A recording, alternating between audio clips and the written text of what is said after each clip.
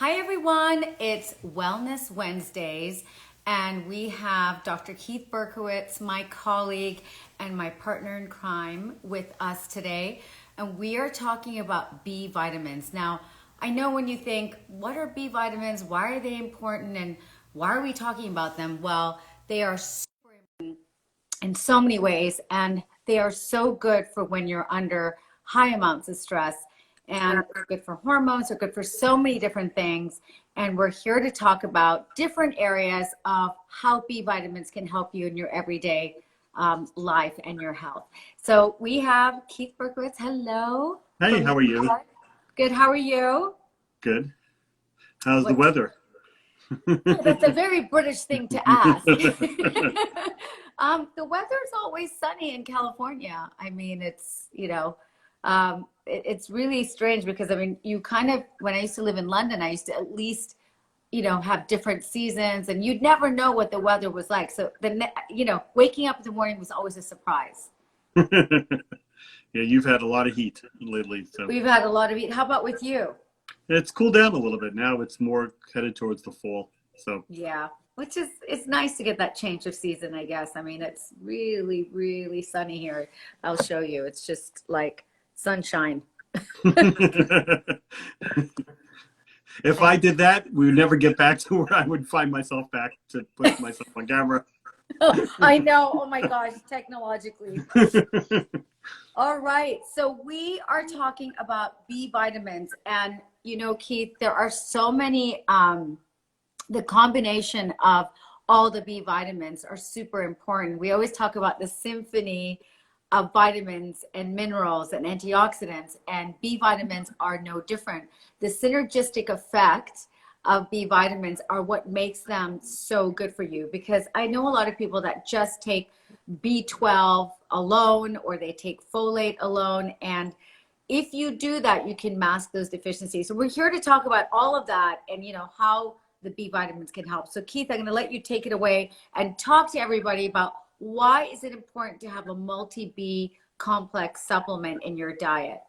So we want to have every seat in the orchestra filled. Very important, right? Yes. In order to have a proper concert. So, Yeah. But first, let's talk about what the most common ones are, right? So we think of B1, which we've known as thiamine. Thiamine. B2, which is riboflavin. Yeah. B3, which is niacin. B5, which is pantothenic acid.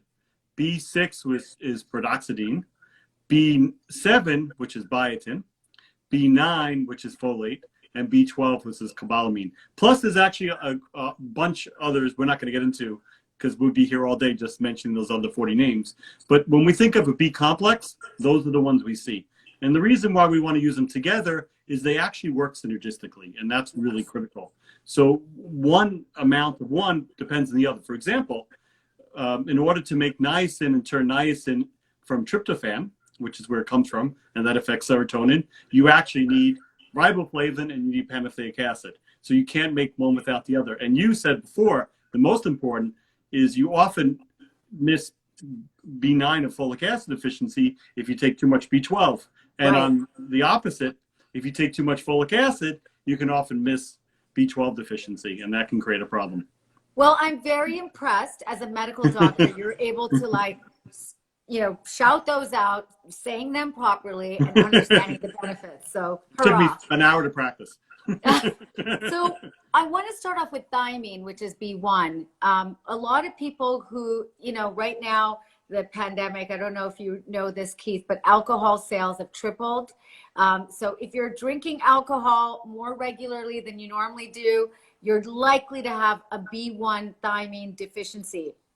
The other way you can think about if you have this deficiency is, let's say you eat a meal and you don't feel satiated after you eat that meal. That could indicate you have a B1 deficiency, because B1 actually, B1 vitamin, you have 86 billion neurons in the brain. I know we like this, these statistics, right? And each of those require B1.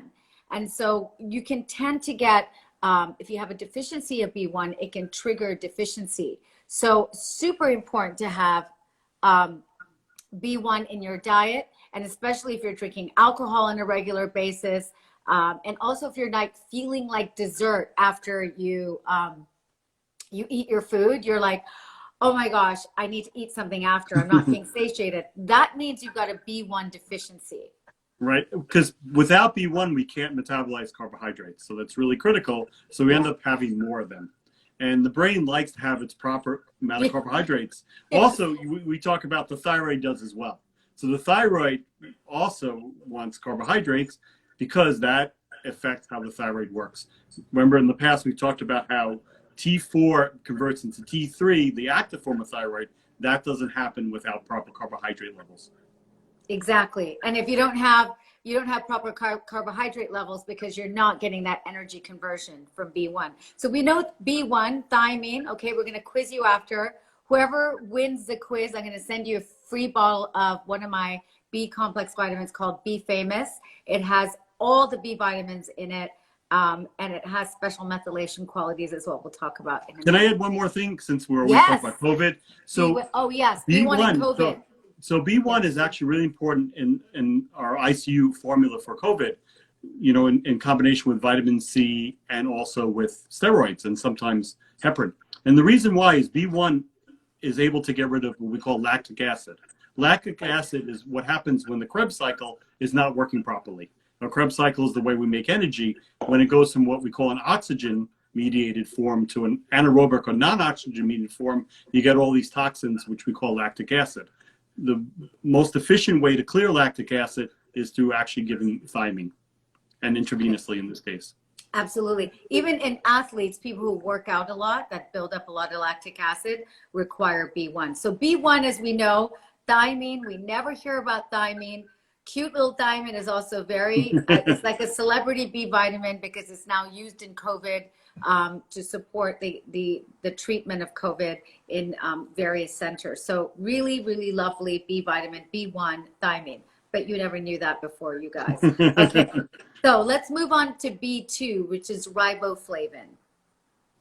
So riboflavin is, anyone who suffers with chronic migraines knows riboflavin very well. It's one of the best treatments for migraines. And again, on the thyroid actually does not work without riboflavin. So riboflavin is actually needed for the thyroid to work properly. In addition, it prevents a lot of eye disorders. Actually, I was in the ophthalmologist this morning to get my exam. Okay. And cataracts, and what did he say? Are you okay? I'm okay. New glasses I need. So we'll see that next time. But so cataracts, which is where the lenses no longer function well of the eyes, that happens oftentimes with not enough riboflavin in our diet. Also, people who are anemic, it's important for the formation of red blood cells as well. And your gut microbiome, believe it or not, make this particular B vitamin. So if your gut microbiome, I mean, that's a whole other discussion, but if you've got really good digestion, that chances are you've got good amounts of riboflavin. If you have bad digestion, chances are you're deficient. That's why we see people with problems with digestion. They quite often are anemic. Absolutely. So, okay. So the next one let's going to talk about is B3. So niacin, which is, you know, when people think about niacin, they think, oh, cholesterol. It helps improve cholesterol. What else does niacin do? So niacin also helps with neurotransmitter production. Is really important to make neurotransmitters. We talked about tryptophan and tryptophan becoming niacin, and actually in the end of the day using for serotonin production. So people use it often in depression. We talked about cardiovascular health. You mentioned that it not only lowers bad cholesterol, which is LDL, and raises good cholesterol and lowers triglycerides. Niacin's also interesting in methylation. In people that have depression, and actually they don't get better with B6 and B12 and folic acid, you actually sometimes have to add niacin because niacin can be deficient. In addition, for chronic fatigue, niacin is very important in the form of niacinamide. So niacinamide is one of the important compounds to help your body and the Krebs cycle work properly to produce energy on a day-to-day basis. Amazing. And we always talk about niacin. We always try and give it at night because one of the downsides to niacin is the flushing effect. Yes, it gives you this. It's kind of cool though. It's a really interesting. It feels like you're having an anaphylactic or allergic reaction. So yeah, be careful of taking too much niacin. Now there's flush-free niacin as well. You know, there's a special word for it, niacin hexanicinate. So it's got the which is a flush-free. time release form often. I'm sorry, Yeah. it's often time release, so you don't get as much right off the bat all at one time. Exactly. And we should take it at night. Yes. Night, take niacin. Although I wouldn't take all the B vitamins at night, the B complex. I always take niacin, like the full B complex, during breakfast or lunch. You have to take it with food. Even though it's water soluble, it's super important to take it with food because it can make you feel a bit nauseous. Okay, let's move and on. And niacin's one of the ones, I'm sorry, is that you can actually overdose on. So niacin, you have to watch the dosing. You really need to stay less than 3,000 milligrams. Right. Thank you for saying that, Keith. And, you know, because that can actually cause liver failure. So, all right. So great. Let's move on to pantothenic acid, my favorite, B5. And let me tell you why B5 is my favorite, because it's good for stress and anxiety and adrenal fatigue, all of the above that I have. You know, it actually makes you a woman, because in order to have proper estrogen and progesterone production, you actually need B5. B5 is really critical in that. So it's one of the. So if we want to stay young, we add B5. Ooh, that's why I love it. Okay, that's why, and because it helps with, as soon as you have any kind of adrenal fatigue, that's the first B vitamin that gets snatched up. Okay, let's talk about B5. Tell me, besides it converting food into energy, what else is B5 good for? And we talked about the hormones. So it also helps, it actually proper cholesterol production, it comes about from. And when I was trained, one of the things we used it for is high triglycerides. So especially, it actually is a great compound to lower triglycerides and help your body absorb heavy fats through that process. And it's really effective in doing that. Awesome. Great. You know, I've even seen some research around B5 and gallbladder issues. So, you know, it's a really good, a lot of B5 is sometimes sold separately, and that's fine for a bit, but I really, again, I want to bring it back to the synergy of B vitamins and why it's so important. All right, we're going to move on to B6, pyridoxine. So since we're on this hormone kick, we can continue on that. So pyridoxine actually works a little opposite to B5. We talked about B5 helping produce hormones. Pyridoxine is almost your detox B vitamin that helps you get rid of what you shouldn't have there. So it gets rid of excess estrogen, excess progesterone, excess testosterone, helps your adrenal glands work proper. Dirty and it's hormones. Part of our... Gets rid of dirty hormones. I love that. And it also is part of, you know, when we talk about the methylation formula, we're looking at homocysteine in addition to B9 and B12, and it's the one that's often forgotten. Also, B6 is used for nerve function and neuropathy oftentimes to help with that. And sometimes in chronic fatigue, it's one of the other ones that we see that the numbers can be off or dysregulated. Well, it helps in producing neurotransmitters. So a really good one for people who have depressive-like symptoms and anxiety, a really, really big one. And again, this is also a lot of the time sold alone. And I don't recommend taking it for a long period of time alone because it can actually have toxicity effects long-term. But I recommend taking a multi-B complex, which I'm going to be giving the bottle away for free with somebody who asks a brilliant question at the end. All right, and then we have, do we have anything else to ask for pyridoxine? No, I think that's the main ones. The main, hormones, neurotransmitters. It's one of the detoxifier B vitamins. Okay, we're gonna move on to biotin, which is really, really like an important for hair, skin, and nails. Absolutely, because, and actually, in addition, we actually almost call it the metformin of supplements. And what we mean by that, it helps a lot with carbohydrate metabolism regulation. It works very much like a diabetes drug, metformin, which helps increase insulin sensitivity. So biotin has a dramatic effect on that. And again, who doesn't want better hair, skin, and nails? So that's where a key one we use. And because it really, what it does is it just helps absorb our nutrients better as well. So, you know, you will see the nutrients that you eat, you go through all this headache of eating good food. And then, you just sort of wonder, okay, well, how are these getting assimilated and absorbed into the body? And biotin is one of the big B vitamins that help as well. And one of it also does, it helps your genes regulate properly. So it's helping what we call proper gene expression so that they work in a more functional and positive way. Awesome. Okay, we're going to move on. We're down to our last two, Keith. We're talking about B9. Probably the most famous two, right? The most famous two that we know all about. These two are, they're like Laverne and Shirley. They got to be together at all times. So let's talk about B9. So B9, which is known as folic acid. And so folic acid is really important. We started talking about methylation. So there is a disorder, a genetic disorder that people often have called MTHFR. And it's a disorder where they can't take folic acid, B12, and B6 and convert it into methyl form and utilize properly. So it's really important to do that because that methylation of those three vitamins is important for neurotransmitter production. So that's one of the key things. And a lot of studies on depression and anxiety show that doing that together, actually even with medications, has an exponential effect. It almost like puts the medications on, on turbocharged. Right. So that's really important. Yeah, and homocysteine as well. We know that, B6, B12, and folate actually reduce homocysteine levels that can increase your risk for number of chronic illnesses. Right. There's a lot of diseases, especially we talk about cardiovascular, other disease, inflammation. There's good studies on stroke prevention that shows that, or coronary artery disease. Also, even things like cancer, that some of the more aggressive forms of cancer are related to what we call this hyperhomocysteine state, where there is too much homocysteine in the blood. And I believe there's some research on dementia as well. So very, very interesting.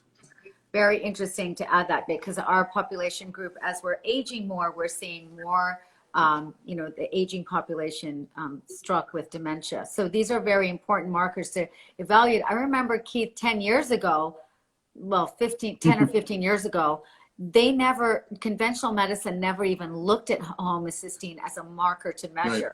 And now I'm seeing it more standard. And actually it's really interesting because for cognitive function, if you look at the guideline that looks at progression of disease, the component that's probably been the most effective is the homocysteine level and seeing what we call very, very elevated homocysteine levels. And what's interesting, if you look at blood tests today, they use a range up to 15, where we really know that it needs to be really less than 8 or at 10 at the most.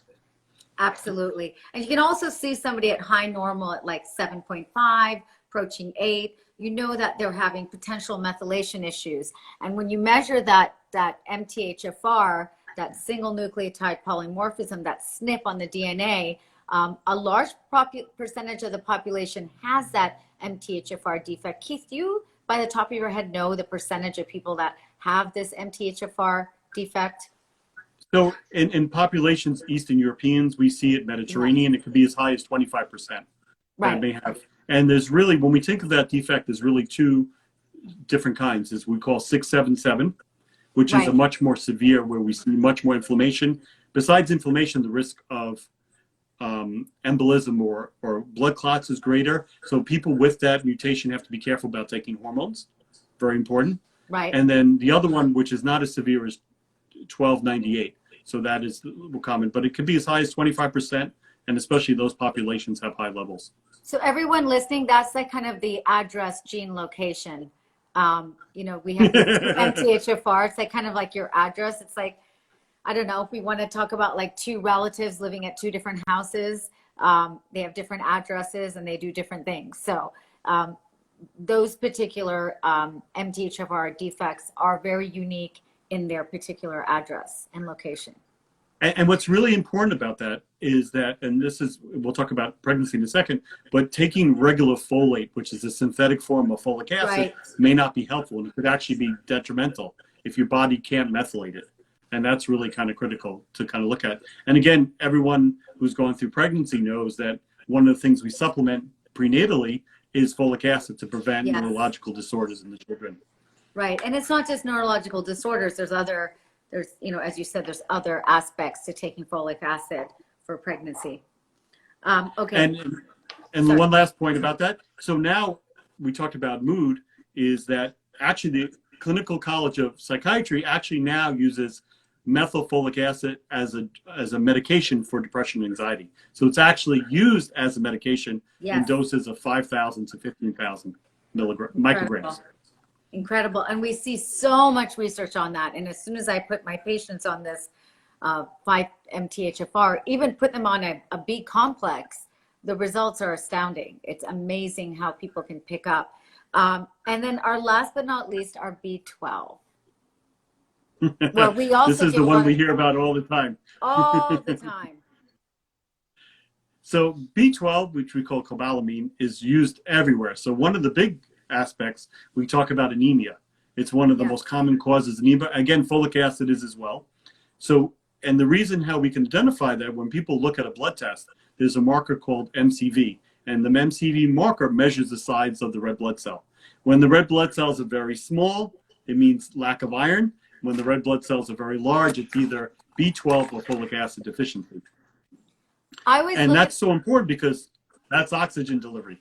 Yes, absolutely. Sorry to interrupt. I always look at that as Goldilocks' porridge, right? So you have different sizes of the size of your red blood cell. Think small, medium, and large. And you want it just right in the middle.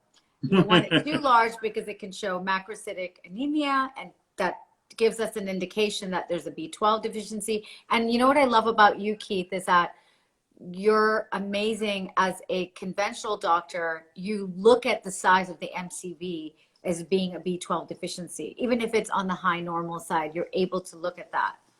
And it's so important because a lot of causes anemia miss, because people really often look at an iron deficiency. Right. And that's the most common one to look at. But they don't look, and again, in times of stress, B12 goes away very quickly. So it's one of our big stress hormones that we see in that. Okay, cool. And also like some of the symptoms of a B12 deficiency, Keith. So B12 also has an effect on neurological function. So we'll talk about that first. And the myelin sheath, which actually is those component which makes the neurons work, is composed of B12. People, especially who get things like carpal tunnel syndrome, which is very common, where they have numbness and tingling in some of the fingers, often related to B12. And you can get numbness, tingling. Anemia is another one we see oftentimes. B12 from depression aspect. It's a really interesting thing. B12 deficiency, people, mood changes very commonly are affected by that, and they can get depression. And again, like folic acid, it's another one that helps as a mood energizer. And you said before, that's one of the reasons why you want to take your B complex in the morning, for that energy perspective. Right. And also it's going to help you burn excess calories that you've eaten. And it also, these B vitamins are also like a natural hydrator. Like B5, if you're deficient in B5, you're going to have dry, scaly skin. So all of these symptoms you can think about, okay, am I feeling fatigue? Am I having dry, scaly skin? Am I feeling hungry after I've just eaten? These are kind of signs that you potentially have a B complex deficiency. And the last but not least for B12 is DNA production. So it's very important for your genome to function properly. Again, that's what keeps us on from a more basic component working on a day-to-day basis, and we need B12 for that.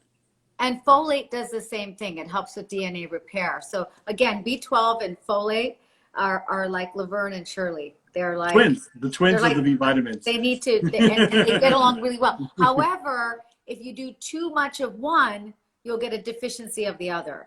So again, remember, always take vitamins, B vitamins together as a team, as a complex. You're going to get more out of them, and they're going to work more synergistically. Okay. So what about, Keith, people that have chronic thyroid issues? Let's talk a little bit about, thyroid connection with B vitamins. So again, we mentioned a little bit, so we'll take a step back. So thyroid is affected two ways. Number one, we talked about riboflavin is really critical for actually thyroid hormone production itself. So that's the most basic for making thyroid hormone, which comes from thyroid stimulating hormone. And again, we mentioned before T4 and T3, the two active components. Your thyroid makes 4 parts T4, 1 part T3. And in order to do that, we said before, you need two things. You need proper adrenal function. Where we don't have elevated cortisol levels, and you need proper glucose and insulin production. So B5, B6, B1, B2, B7, B9, and B12. Did I get them all? All play a role. I think you did, yes. Good. That's great. Good memory. You must be taking your Bs. Your Bs. So, and one of the key things is they're all involved in carbohydrate, fat, and protein metabolism. So critical. So that is such a basic pathway for the thyroid hormone to function properly. So you can have all this T4, but if it's not converting to T3, your organs are not seeing proper thyroid hormone. Exactly. Now, Keith, a lot of people might say, okay, I eat really, really healthy. Can I just not get this all from my diet? Well, what's interesting about that is the B vitamins, although we always talk about organ meats as being the most common, some of them don't come from organ meats. For example, B1, you don't necessarily see from beef, and you see from pork. So you may not get all of them in the same way. And then you look at things like B5, which comes from avocado, right? Avocado is the source. So it's not necessarily, and my favorite is liver, right? Yes. We get vitamins from liver as well. Yes. And that's B5. So again, unless you have a varied enough diet, you may not get enough high levels. And where we see a lot of problems is typically, especially vegetarians and vegan. And if they're not taking supplementation, they may not have enough in the foods they eat. Right, because a lot of people are not able to also tolerate eggs, and eggs have a lot of B vitamins in them. So again, there's people that have diets that are not able, for example, vegans and vegetarians. All of you guys that are vegan and vegetarian, you are deficient in B vitamins. Please get on a B complex. It is life-changing for you. Okay, anything else about diet and B vitamins? Yeah, one of the big things is also, again, we always have talked about before, is the amount of vitamins in food has changed drastically. So if you actually look at studies from the 60s and 70s compared to today, the amount of vitamins in food has dropped up to 50%. So we're getting 50% less than we did before. And again, and you said this so clearly and well before, if you're getting a lot of B12 and B9, you may create a problem with some of the other B vitamins by not having them in proper balance. Really critical. And by supplementing, you're making sure you have proper levels across the board. Which is super, super important. And, always taking your B vitamins with food, and they're water soluble. So they are safe, but they can be you can get a bit nausea taking it on an empty stomach. So it's always nice to take B vitamins when you've had a full meal. Usually at breakfast or lunch is when I take my B vitamins. So I take like one of these a day with food, and it has all the B vitamins in it. I've got extra amounts of thiamine in here, Keith. It's like one capsule a day. So, it's got 100 milligrams of thiamine. All the other ones are 50 milligrams. The folate 5-MTHFR is about 200. And we're looking at B5, I gave a good 100. And choline, I've added to this 100 milligrams. So choline's so interesting. We talked about that with vitamin C last week. Choline really acts as a great transporter to help things move along. So can I bring a couple of off-track B vitamins? Yes. So we'll talk about it. Yes. One of my favorite ones is carnitine. So we talk a lot about carnitine. I forget which maybe B40, I forget what number they use. So carnitine's an interesting one which helps and plays a big role with estrogen metabolism and fat. So people who want to lose weight or have lower estrogen levels, that's really kind of critical. Inositol is another big one we talk a lot about. I think it's B17, I forget. So is it B7? And so inositol actually is a great one people take at night to help sleep. People with PCOS, which we've talked about before, could take a version called myo-inositol, and that actually helps regulate hormones much, much better. Yes. So those are the two of the other ones that we kind of think of. Have you any other ones you think? No, just the cofactors that help them, trimethylglycine, things that help. Which is actually, I think, B16. I just looked it up as we're talking. Okay, good. And that's really critical in a homocysteine formula. So people that don't absorb B6, B12, and folic B9, they can use that. Also, people that don't tolerate it, I've had several patients that can't tolerate, methylated forms of vitamins where they don't feel good on low doses. That often can per se a niacin deficiency. So actually niacin deficiency can actually lead to more intolerance of some of the methylated Bs, which is your, B9, B12, and together with B6. Amazing. You are such a wealth of knowledge, Keith. Like, honestly, like, I'm telling, this doctor is like my favorite doctor on the planet. And that's why we have these Wellness Wednesdays. If anyone has any ideas of what you want to listen to next Wednesday, for example, Keith, do you have any ideas of what we want to talk about? I was thinking about vitamin D, maybe doing one on vitamin D. Ooh, should we do one on vitamin D? Yes. And then I can give away, look, I'm going to give everyone a ball of this. Keith, what do you think we should do for the winner for this? Like, who needs to? I think they have to find a very unique application of vitamin D that normal people don't think about. Like a really unique application. Let's look at that. So in order to win, but what about to win this bottle today? Who should win this bottle today? It has to be somebody in the United States. Yeah, I think we should start looking for questions. Absolutely. Okay, so what questions should we ask? Okay, whoever has the most interesting question, that's where we should go to. Okay. Okay, make it a nice, interesting question. Don't be rude, otherwise I'll kick you off. Okay, so B vitamins, ask us a good question, or why don't we say this? How have B vitamins helped you in your health and well-being? Okay, so that would be a really good one. How has it helped you in terms of your health and well-being? And then it has to be somebody in the United States. And what you can do after the IG live, just answer or ask the question or say, what it is, and we'll just choose you randomly. And I'll send you one of these. And I saw a question. Yes. I saw a question before about B12 injections and how often to give it. Yes. I saw that. So what's interesting about that could vary depending on what the disorder is. People have commonly a disorder called pernicious anemia, or it's an autoimmune disorder where they can't absorb B12. So in those cases, we'll often do B12 injections. They can vary from once a week to every other week or twice a month. And sometimes people even once a month. So, and that could vary upon levels and what the need is as well. And oftentimes I have some of my patients who do get injections do it more oftentimes in the winter when they feel down or more symptoms of depression. And it's interesting. We always, as doctors, we want to figure out, like, what is the root cause? Why does this person have a chronic B12 folate deficiency? I read somewhere in, one of the questions saying, I have to take, my doctor has to give me really high doses of it. And it, like you said, it could be pernicious anemia. It could be a gluten intolerance. It could be leaky gut.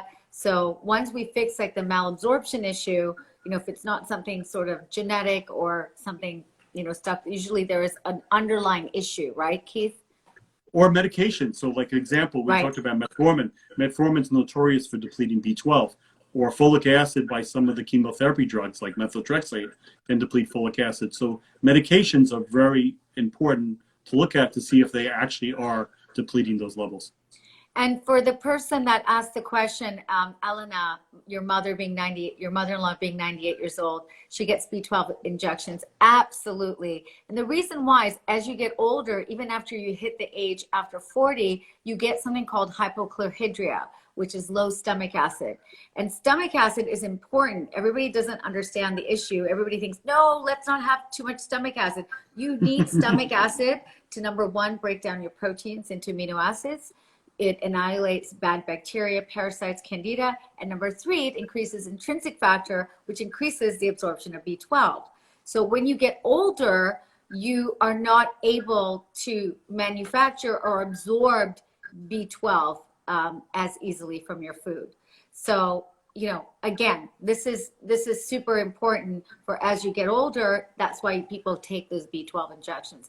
If you're in your 30s and 40s and you're needing B12 injections, there is something wrong with your digestion. And it will, if you're vegan and vegetarian as well, then that's a reason why. But you should be able to get some of it from your food. Although we are, Keith, to be honest, we are running so much on adrenaline and so exhausted. And taking a B12 shot does really, really help. Especially in this time, that's where we're seeing. Remember, I don't find anyone with low cortisol levels during this time. And also, by balancing your energy during the day, sleep at night becomes so much better as well. And people forget that sometimes. Absolutely. Okay, guys, next week we're talking about vitamin D, what it is, why it's important, how you can get it from food, what conditions it helps. You guys, it pretty much helps everything.